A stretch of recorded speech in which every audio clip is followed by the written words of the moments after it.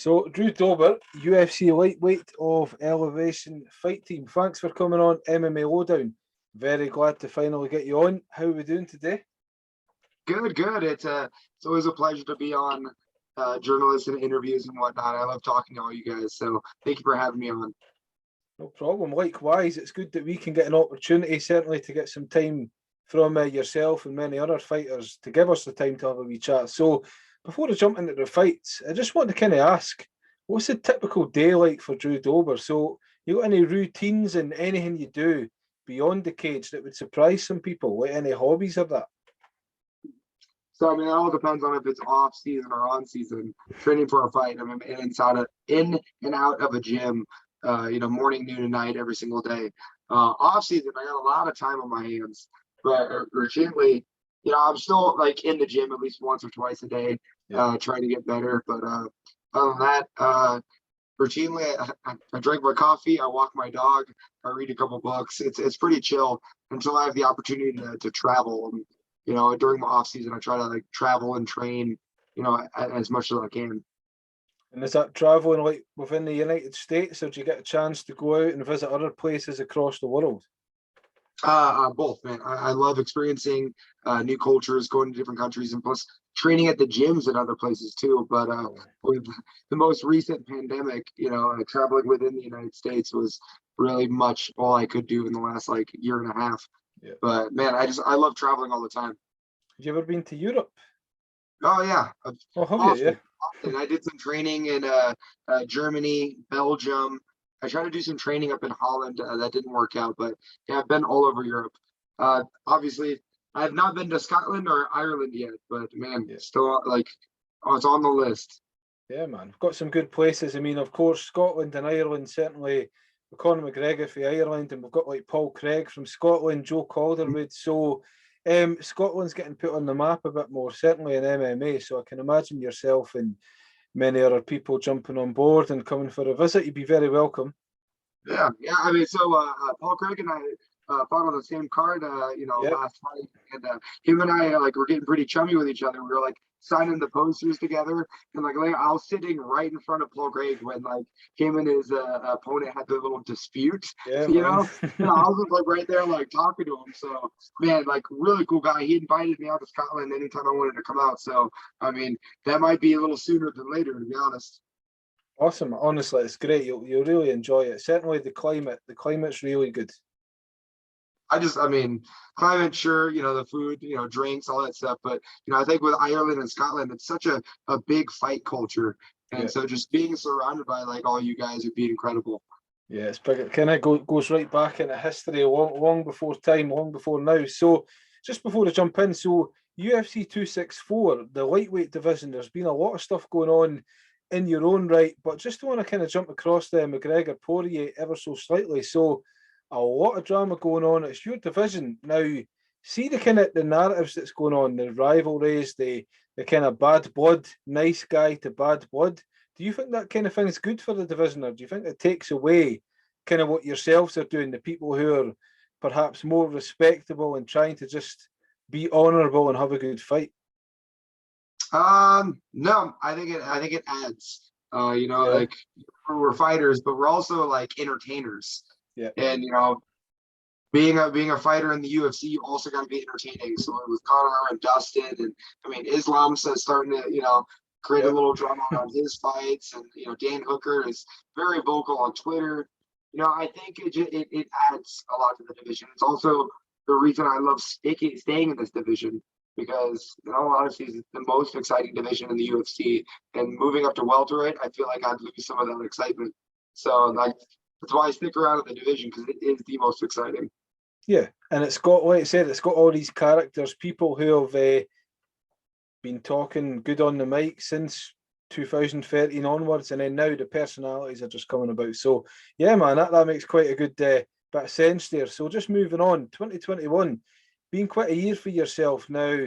Two big prominent fights. We've had Makachev and Riddell. Now, one thing I've noticed about you, this is kind of going back towards as well. You never ever have like an easy fight. There's always names behind the characters that you're going to fight. Is this what's brought to you, or do you kind of seek these fights? Is that what gets you out of bed? Yeah, so I love fighting.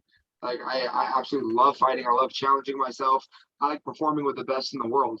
So that love of fighting might have formed too many more losses on my record than what needed to be because man, so just this year alone, I got to fight one of the best grapplers and the Yeah. best strikers in my division. And these are the fights that I absolutely love, and I run towards these. Unfortunately, it wasn't the most successful beginning of the year, but I mean, I wouldn't want it either way. Like, I don't want easy fights. I don't want to like sneak my way to like the top five. Like, I want to have loud, fantastic fights throughout my entire career, and like that's the reason I got into the sport. And it'd feel more like for testing yourself in that, do you not think it'd feel more credible knowing that you never got that easy path? You've had to kind of work, as you said, against people like Islam, people who are known for being undefeated. Well, not undefeated, but very, very hard challenges and hard to beat. So there's a lot of credibility in that. Do you think that that'll serve you well, and people should maybe adopt that attitude in their own right? I mean, it's a unique attitude, and some people prefer the seamless records and the I wouldn't say easy fights, but a smoother path. And no, it's not for like everyone. And I was just real with myself from the beginning, even before I got into the UFC and the beginning of my UFC career. I just want a legacy of fantastic fights because Yeah. there's going to be a point where we all hang this up, and it doesn't matter like how many fights you win. It's more so like the stories you get to tell your grandchildren. Yeah, man. And the people who kind of have that unique attitude compared to those who don't, it certainly sticks out. Certainly, in if we're going about the cult following or the MMA community, we know what people prefer more and what people root for more. So, yeah, I think you're on a good track there. So, UFC 263 Arizona. Now, you were in an absolute war. Perhaps one of the most exciting fights we've seen to date. It was a true back and forth. How do you feel some weeks after that? You feeling good? Definitely very sore, predominantly in this shin department. But yeah, I mean, not any internal damage. It was all external damage. It was my jaw was sore, my body was sore, my hands were sore.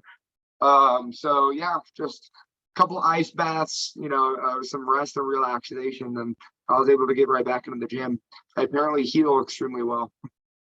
I had everything. I mean, I had striking, I had grappling, seen you throwing a couple of spinning kicks and stuff as well. It was pretty amazing. So, although you didn't get the win, which we know was a very kind of close fight, it was anybody's fight back and forth. Do you take these types of fights? So I know that at the end of the fight, there was a lot of frustration. Well, perhaps hints of frustration before you were able to kind of show the respect between each other. Do you see these types of things as a lesson rather than looking at it? We know it's an L on the record, but a lesson based on maybe you just needed to kind of do this a wee bit more or a bit of that. Is that how you view it? Yeah, I mean, obviously you learn more from a loss than a win.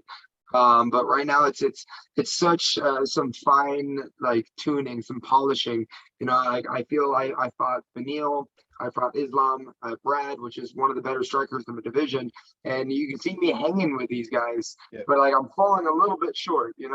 And so there's got to be some adjustments made technically, mentally, and a lot of changes to be honest. So that way I don't just hang with these guys, but I'm also rising above and I'm getting the wins that I need and I deserve. So yeah, I talked to all my coaches about each one of those fights and what kind of a technical and mental changes we need to adjust, and we're on it. So that way, 2021 or 2022, like I'm still gonna enter the cage a bigger and better fighter. Yeah, damn right. So if we're going by that fight, then just that last performance, so we got an opportunity to see the more well-rounded version of yourself. Do you think that there was anything that you, looking back in hindsight, we know hindsight's an awful thing, but is there anything looking back you're like, if only I'd done this kind of could have turned the tide a little bit? Yeah, I think because I nearly knocked him out in that first round, I kind of got some tunnel vision, right? Yeah. And so I was just zeroed in right on that chin because like I felt confident that I was going to knock him out again. He made the adjustment, and I didn't make the adjustment on top of that. I was still kind of stuck in just head hunting, less body shots. I don't think I threw any leg kicks. So I think getting that early stagger really kind of like gave me tunnel vision, and I wasn't able to like think freely. And so moving forward, we got to remember that like, the top 10 guys in the division, you can't put away in the first round. So you have to stay calm, collected, and continue working your game plan throughout the entire fight. Sounds good. Did you when I obviously back and forth, but when you were getting hit, did I see you smile a couple of times? It's kind of mad. I mean, obviously we're big fans of the sport, right? But it's surreal when you're seeing people kind of smiling and they're getting really like stiff shots and dishing out stiff shots. Like, are you truly like in your absolute element being in there? Because you look, despite all the kind of the action and the violence that's going on, you look very happy. Right. It just shows a little bit of my mental insanity and the fact that I love this so much. And honestly, Justin Gaethje and I just recently had this conversation of, there's pros and cons to loving fighting. Like I love fighting so much that I love being in the shit, like being in hell. Like it hurts, but I absolutely really enjoy it. But the problem is sometimes I enjoy it too much and I kind of like let things happen. So yeah, Brad Riddell was like hitting me in the chin, but I didn't feel like I was hurt and I was having fun with it. So I was like, all right, we're gonna still go. But I mean, moving forward, I think I should not allow guys to hit me as much. Yeah. I mean, we've seen it with Gaethje as well. I mean, in the Tony Ferguson fight, I think Trevor Whitman was getting a bit, he had to kind of get onto him a wee bit because Gaethje was kind of getting a wee bit too excited.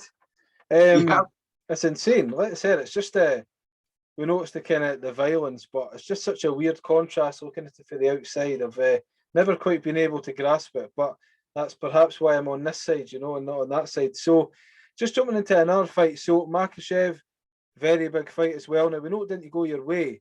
And going into the kind of pre-fight, we know that you were very ready in game. Do you think about, again, what happened? We know about the grappling and kind of what he brings and the reputation he's got. Do you ever think about ways that you could have perhaps, let's just say you fight again at some point, do you think that you're more prepared for him and you can think of a way that you can overturn that experience? I mean, it's hard. I mean, I feel like the Dagestan wrestlers right now with Khabib and Islam, they kind of have a plan that not a lot of fighters know how to break. And so I can always like guess, but I wouldn't say I have like a strong, confident plan on like how I'd fight them again, but I would love to. As far as me moving forward in my last 2 fights, I feel like it's the same kind of like idea of the fact that, I don't want to end up like a Conor McGregor or like a Cody Garbrandt, where you become that one-dimensional, where everyone's worried about the hands, but that's anything. So I have to kind of like not reinvent myself, but make some adjustments to where my next fight might be solely grappling or solely wrestling or, more kicks. Like I need to do more variety of weapons and not just be one-dimensional. So both my fights this year have kind of taught me to fall in love with the other aspects of the sport again and not just rely on my hands. And did you go into that then? Did you focus? I mean, we know that Islam, I mean, if we're doing comparisons between him and Khabib, Islam's known for being more on the offense with his striking and stuff, certainly on the stand-up. Did you prepare more for a kind of grappling game, or was it very well-rounded, expecting everything? Against Islam? Yeah. What surprised me is he didn't throw punches at all. I was kind of ready for like Islam to be, a little bit more of a kickboxer. You've seen him do well with other guys. In our fight, he just backed up, and to be honest, I don't even remember him throwing any hands. I just remember him taking me down like right out the gate every single round. So, I think Islam is a very intelligent fighter, and he doesn't play the games he doesn't have to. See the strength so if we're just going by the strength, so I know 155 pound. Of course, when you're hydrated, you're getting back up, you're getting strength and you're regaining all that. So I myself, I'm probably about 185 pound, right? Just sitting right now. And when I'm looking at the strength between like Khabib and Islam and stuff, is he very strong? Because he looks like he's more dominant and controlled and strong. Am I wrong on that? Or oh yeah, I don't think so. Islam had a lot of pressure. I don't think he was like very physically strong. I think he was just being very technical, to where anytime I wanted to go somewhere, he always had it blocked off. So he wasn't really using strength. He was just kind of using leverage and technique. So it's probably why he can fight that way for many rounds, because he's not really using a whole lot of strength. Yeah, that's the way that's the way it seems. But again, like I said, he's doing what he's doing, man. So, you took a fight that nobody wanted. There's one thing about you I've noticed. I mean, I followed your career for some time, but as you said, you never turned down fights. You're always wanting a fight. You're always wanting an exciting fight. You're very candid, win or lose. Do you think that you get a lot of respect for that, just on the basis that you don't? There's no excuses. There's no. I mean, every fighter goes in having an injury or having a niggle from the preparation, but you're known for very much just being kind of straight down the middle. You accept it and not so much. Do you think that you get a good bit of respect for that? Sometimes yes, sometimes no. I think like the true fans and the people that really enjoy my fights, I get the respect from them. But Yeah. like the casual like Islam Makachev fans, then I don't get a whole lot of respect from it. But either way, like it doesn't matter to me. I mean, I really just fight for myself, Yeah. and the reasons that I enter the cage and I try to compete with the best in the world, it's all how I feel about it, and I could care less of what other people think. But if people do like the performances, that's even better. Yeah, man. No, well, big thanks. I mean, just a thanks again for what you've done so far and what you put on. I mean, every time you're in a fight, as I said, no matter who it is against and how it goes, the fans always win. We're always promised something exciting, and we know that you're going to go in and try and get 100%. So, no, thanks again. Honestly, it's brilliant. Now, that lightweight division, as we said, it's very stacked. It's a total killer division. So, we know that you wanted RDA once before, right? Now, we know about Islam and Brad. Is there anybody else besides them, like kind of moving forward? Because perhaps you're probably going to be fighting somebody further down in the rankings. Have you been looking at other people that you want to jump in against soon? Um, to be honest, not entirely. I always ask the question of what fighters do people want me to fight, and Yeah, so then I just kind of like research the names that they give me. I like a Tony Ferguson fight. We both have a losing streak and we're both kind of psychotic in the cage. But honestly, right now it's whoever the UFC wants to put me up against. It could be one of three options. It could be like a name with like some losses, like a Tony Ferguson or Jeremy Stevens. Could be an unranked guy that they kind of want to push, like an up and comer. And I haven't really paid too much attention to up and comers. Or it could be a guy in like the 15, 14, 13 ranking, the Thiago Moises, or there's another guy in the division that was just entered. So honestly, it's up to the UFC who they want me to fight, and like we just talked about, I'm game to fight anybody. So right now I'm in the gym improving on my striking, my wrestling, and my jiu-jitsu in ways that like I can take on anybody that the UFC wants me to fight. with the Tony Ferguson fight, based on the illustrious career he had up until recently, I mean, would you want that fight? Like, it's a big name, it's a big win, regardless of recent streak that he's been on, the losing streak. It's still a big name. He's got a big reputation, a big fan base. Is that something that, if you just got a little hint of it, would you try and pursue it a wee bit more than other people? Yeah, I don't know if I would pursue it. I think the UFC says, "Hey, you want to fight Tony Ferguson?" I'd be like, "Absolutely, I'm all for that." Uh, is it a fight that I want to pursue? Man, he's crazy, and like that's a tough fight. And man, I definitely don't want to give him his fourth loss in a row. Yeah. So like, I'm a fan of Tony's. I wouldn't want to be doing that to him, but if they offer me the fight, then yeah, absolutely, that would be incredible. Be incredible for us to see as well. So, doing a bit of research, I've seen a lot of people talking about now. I don't know how much you read into your feedback and stuff, right? But a lot of people call you perhaps one of the best lightweights, one of the most entertaining lightweights. Do you get a lot of feedback from people just on the grapevine? And what does it mean to you to get these types of compliments? I think it goes on the same lines as how I view myself, and like I'm very happy that other people, appreciate my work as well. However, it doesn't sit like heavy, right? Like I enjoy it, but I also see the remarks of the fact that, Drew Dober's takedown defense is like not there, and like Drew needs to work on his grappling and all that sort of stuff. So like I take both of them, right? I get the confidence from the good, and I get the constructive criticism from the bad. But really, it's just I enjoy the process. So I'm feel like I'm always humbled by the fans, but also very like I don't know, complimented by the fans as well. So do you take like negative feedback because the internet's kind of crawling with it? Do you take any of that like pinch of salt sometimes, or do you sometimes look at it and I don't know, you just kind of think of it? That's you're not really in a position to say that, so I don't really appreciate the kind of criticism you're putting across. Or are you happy to take all that and just kind of go on board with it? Yeah. So if I'm going to be completely honest, man, I'm a firm believer that, everyone, like the casuals and your opinions, you guys are the reason that I'm getting paid to fight. And so if I want to be one of the most entertaining lightweights, in the division, I got to listen to the people that are actually watching my fights.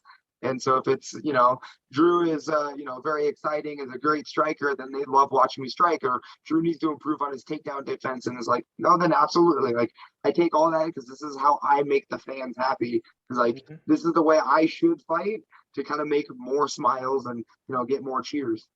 And so I absolutely love hearing the feedback. No, fair enough. How long then? So you're still in your early 30s. How long do you plan on doing this? Have you got a kind of timeline in your mind? As long as I can. I could possibly be pulling an Alistair Overeem and like fighting like the day before my 40th birthday. So it's just one of those things where like I feel young. I feel like I'm in my prime in my 30s. Yeah. And so I don't see retirement happening anytime soon. So I just don't think about it. No, I mean that's good to know. A lot of people like Bisping and all that, everybody's kind of fought up until the late 30s and stuff, and still rocking, still winning belts and stuff. So yeah, that's a good attitude to have. So I'm just a bit curious then. So it's become somewhat of a trend or perhaps a necessity. Now we see a lot of fighters. I know you spoke about welterweight earlier on, and certainly based on personalities aside, it's maybe not exciting. But if we're talking about a lot of people want to kind of make some changes, maybe they're not feeling the groove at lightweight. Do we ever see a Drew Dober adding on that extra 15 pound and going to welterweight in the future? It depends on how things go in my older age. I think I've made the necessary changes with like my nutrition and stuff like that. To where 55 is work, but it's achievable. And I want to fight the best fighters in UFC, and that's at the UFC lightweight division. I would love to be comfortable and fight at welterweight, but I don't want to have a size disadvantage against a wrestler heavy division with like Usman and Colby. But I mean, I'll fight a Nate Diaz, a Jorge Masvidal at 170. Like that would be fun. But have me like try to get past these heavy wrestlers in that division. Like I'll stay down to lightweight. What's your walking around weight then? What is it before you jump into the on season? What's your walking around weight at? I mean, fingers crossed, I'm at 185 right now. I mean, I've had my weight all the way up to like 195, but walking around healthy, like 80, 85. So it's a 30-pound cut every time I want to fight. And based on your personality, like we says, the way you just want to jump in there, have a good time, and kind of showcase your skills, would you ever take any of them last minute call ups? Jump in short notice, not worry too much about the weight cut? I mean, that would have to be at 170. I would not be able to do 55 short notice. And I have taken those fights where just 170, move up, like, let's do it. But yeah, I mean, I'm open to that. If the opportunity presents itself, if Jorge Masvidal needs a fight, I would love to like hop up and fight 170. Yeah, man, that'd be awesome. That'd be good to see. And I mean, like we says, it's one of these things that's an unpredictable sport. It's things that we could see, and we've seen a lot of people who have jumped weight class and they found themselves comfortable in that situation and remained there. Do you think that, talking about wrestler heavy welterweight, do you think that what you've got and what you can bring to the table, do you think that you've got any advantages that you can take up there with you? Should that be the case in the future? Yeah. I think at 170, I'd be more like explosive, more athletic. I could fight more often. I think I would look pretty much how RDA looked when he moved up to 170. And so, I mean, I think I could like stand and trade with the entire division. I mean, I train with Usman when he's here at Team Elevation. I can definitely hang at 170 and make fantastic fights at 170. But still, in my opinion, man, I want that Conor McGregor fight. I want that Dustin Poirier fight. Like these are like the huge fights that I want. So at 170, it would have to be like a super fight. But lightweight, like I'm running for that title. And do you see that? So if we're looking at the division, as we said, it could be maybe 2 fights, maybe 3 fights you can be getting there. Do you see it being a possibility then? I mean, the sport sometimes, certainly in the lightweight division, kind of circulates around the same couple of folk. Like, in your heart of hearts and your confidence, do you feel that you will be facing one of them one day? Oh yeah, absolutely. I think if I put some wins together, man, that ranking is just a popularity contest. Of course. It's just like, how many Instagram followers you have, so like if I continue winning fights the way I win them and have like performance bonuses and knockouts and stuff like that, then it's only going to take 1 or 2 knockouts in a row. Then we're talking about big fights in the lightweight division, the top 5 guys. And so yeah, no, I feel like it won't take me long as I'm performing the way I know I can. Yeah. No, and that's, I mean, like we says, in the way that the fans are looking at you, I do a lot of research, I do a lot of kind of scouring about and stuff, and people, like, from that last fight, the popularity is just kind of surged up, and people are talking about you in ways that they perhaps didn't even talk about you months ago. So, yeah, that's definitely on the right track. So, just wanted to jump in a wee bit to your Elevation fight team. Have you always been there? No, I moved out here like 6 years ago. So after my first fight in the UFC, I made that change, moved out to here to Denver, Colorado, with Team Elevation.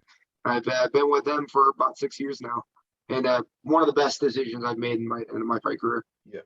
So I've spoken to quite a few people. So I've spoken to like Neil Magny, Austin Hubbard, like Kai Bennett and stuff. Now, what I've noticed is a kind of narrative between every one of you is on the basis like you're just so nice, very kind of kind with your time, a great morale. I don't sense much intensity in the sense of beyond the gym. Do you think that kind of morale just kind of keeps you all good going into fights and that? Like, is that what it's like day in, day out? Yeah. I think Team Elevation has such a learning mentality. Like, it's not just a bunch of egos trying to beat each other up. Like, we're all trying to like support each other, learn off each other, teach each other, and like it's very, I wouldn't say like loose, but I mean, it encourages. We can go to like different gyms in Colorado and gather information and help each other out. And man, it's definitely more of like a family, the Team Elevation, than just an MMA gym. Yeah, that's the vibe you get. It has competitiveness on the basis of perhaps competitiveness as a morale, as a team, as a kind of community to help each other get better. It doesn't have that kind of tinge that some other gyms might have as well. And that's, I'm yet to hear a bad word about Elevation, man. It's awesome. Yeah, no, I think it's fantastic. The camaraderie at the place is incredible, and it's why I moved out here and why I stayed. Awesome, man. So you recently fought, right? So now it's your dime time. So we've not got a fight on the horizon. We've begun to be able to get a bit of an understanding about your aims and what you perhaps hope to achieve in the future. What's the next few months then looking like? Have you got any plans, projects or that on the go? Currently trying to buy a house here in Colorado, so just filling out some paperwork. I got some injuries that I'm kind of healing up, so kind of focusing on that stuff and just playing catch up with socializing and hanging out. So you're so disciplined when you have a fight, scheduled. So after a fight, you try to like play catch up, socializing. So travel, train the best I can, learn new things, and then just kind of focusing on friends and family, honestly. You're not like, I see a lot of fighters getting into the kind of independent movies, films, anything like that. Have you ever tried to test yourself in them waters? I mean, that would be tons of fun. I mean, we'd have to figure out how good of an actor I am, but yeah, I mean, as soon as we get those opportunities, that the pandemic kind of closed down searching that, but now since things are starting to like open up, like yeah, I'm definitely into doing more different fun things like acting or whatever. What would you be doing if you weren't a fighter? God, who knows? I have no idea. Like, man, I was in love with like Jean-Claude Van Damme and like since I was 5 years old. Martial arts 13. My first fight I had, I was like 16 years old. So, man, like fighting's been in my blood for as long as I can remember. No, man. So if you got any like medias, any kind of sponsors, plugs you want to get across? No, I mean, honestly, I would like to support Team Elevation Denver, Colorado. You guys ever come out to Colorado, hit us up. And man, I just want to spend more time with the fans. Awesome, man. No, it's appreciated. And I mean, I appreciate your time, certainly given the time all the stuff that we've done to kind of get into it. We've got it done. It's really exciting to hear for you. The confidence you've got in your career, the abilities you still feel that you bring to the table, potential welterweight fights in the future, Masvidal fights, McGregor fights, Poirier, Tony Ferguson, you know, the list goes on. And as we said, if anything goes by your recent performances, I think that despite the long career you've had, I think that we can see you for many years in the future. Man, thank you so much. And, you know, it's exciting. My love of fighting has only grown bigger. So, man, we're on to bigger and better things. Damn right. And you're looking forward to Sandhagen and Dillashaw? Oh, I'm going for Corey Sandhagen, 100%. Yeah, Like, without a I'm doubt. very excited to see him perform well. Yeah. No, he looks ready. I've seen the weigh-ins and stuff. He looks very ready. And I mean, we know the controversy surrounding Dillashaw, but I think Sandhagen's just on a tear. He's just in that place at the moment where he's chasing that belt. He's chasing that belt. Very determined, very hungry, and yeah, I'm expecting the same. I mean, there's something different up here with Corey. You Like, I feel see it. him in the You feel gym it. every day, and like there's just something up there that's champion material. You can feel it, man, and his fighting's showing it, and his mind's showing it as well. But Drew, thank you very much once again. I hope to catch up with you another time, man. Of course, man, anytime you just let me know, and Awesome, definitely man. it's gonna go smoother next time. Awesome. All the best. You take it easy, all right? Thank you so much, man.